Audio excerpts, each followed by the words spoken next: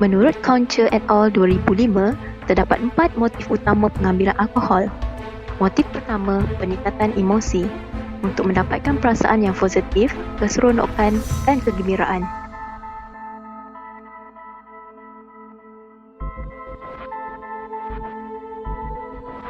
Motif kedua, sosial, iaitu persahabatan, kemudahan sosial dan aktiviti pergaulan sosial.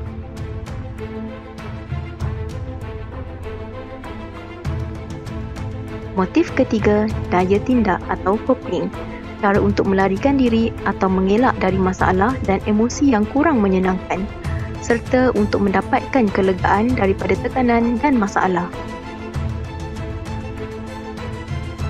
Motif keempat, penerimaan kumpulan, iaitu conformity, untuk mendapatkan penerimaan kumpulan, tidak disisihkan dan tekanan kumpulan.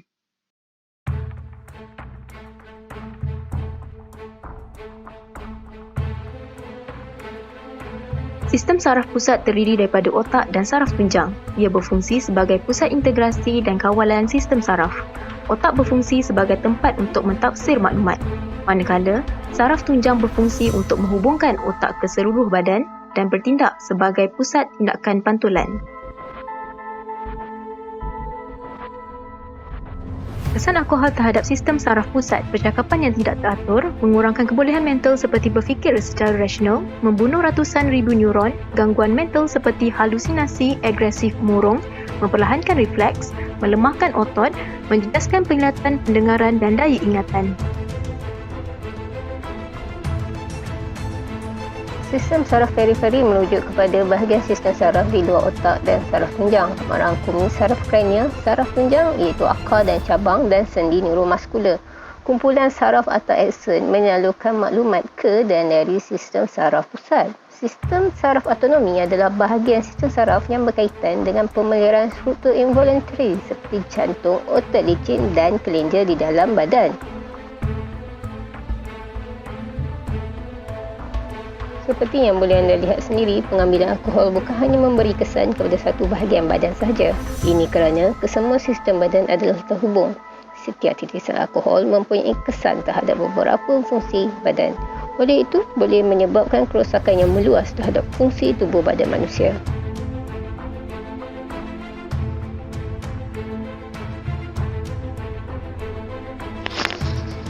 Sistem endokrin adalah jaringan kelenjar di dalam badan yang berfungsi menghasilkan hormon bagi membantu sel badan berhubung. Ia bertanggungjawab bagi keseluruhan fungsi-fungsi sel badan dan organ. Jika sistem endokrin tidak berfungsi dengan baik, anda akan mengalami masalah dalam pembesaran, kehamilan juga menguruskan tekanan.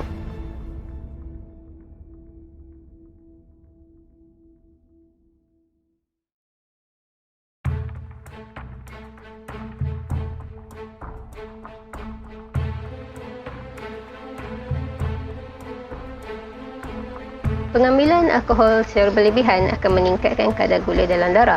Ini akan menyebabkan pankreas menghasilkan insulin untuk kurangkan kadar gula.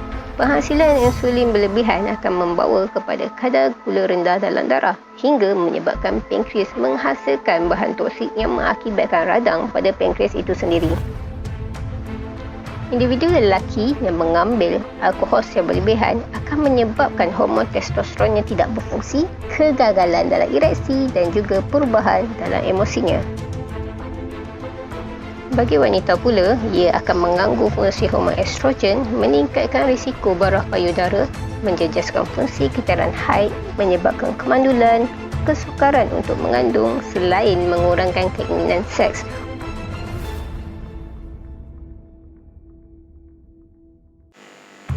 Alkohol boleh merosakkan fungsi kelenjar yang merembeskan hormon dan tisu ke mana mereka dihantar.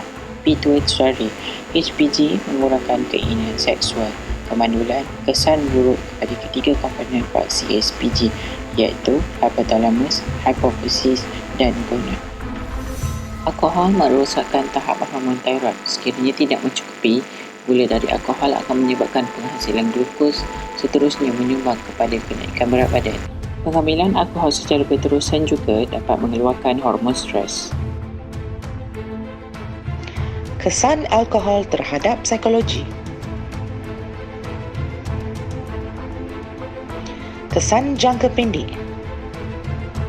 suka memberi tumpuan, relaksasi dan pengurangan stres, mengurangkan kekangan, masalah dengan memori dan menjejaskan penglihatan, koordinasi badan dan refleks. Kesan jangka panjang, peningkatan tahap kemurungan dan kebimbangan, overdose, ketagihan alkohol, daya ingatan berkurangan, keupayaan belajar terjejas dan perkembangan otak terjejas.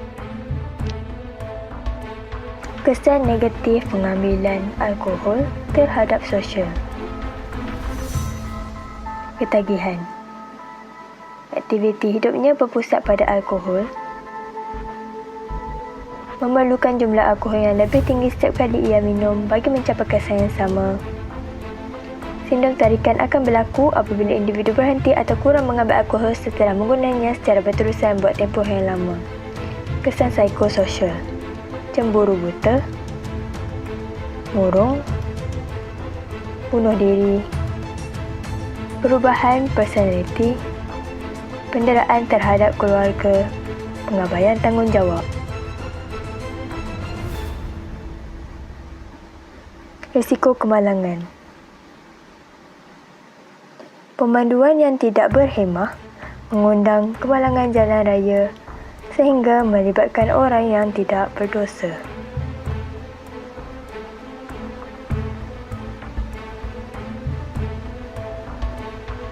Terlibat dalam jenayah. Keganasan rumah tangga, penderaan, mencabut kehormatan, pergaduhan, penggunaan dadah. Disebabkan keinginan untuk keseronokan, keinginan untuk mengalami risiko dan hormon adrenalin yang memuncak.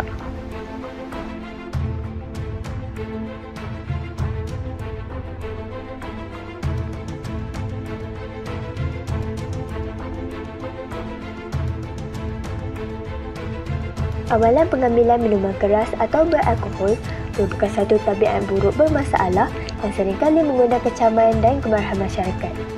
Individu yang mengambil minuman beralkohol perlu tahu risiko yang bakal dihadapi akibat dari corak pengambilan alkohol. Mungkin alasan yang diberikan bertujuan untuk mencari keseronokan, melepaskan tekanan dan kekusutan. Namun mereka lupa, nikmat atau penyelesaian yang dihajati itu hanya bersifat seketika. Intervensi dan rawatan awal boleh mencegah dan mengurangkan kemudaratan alkohol.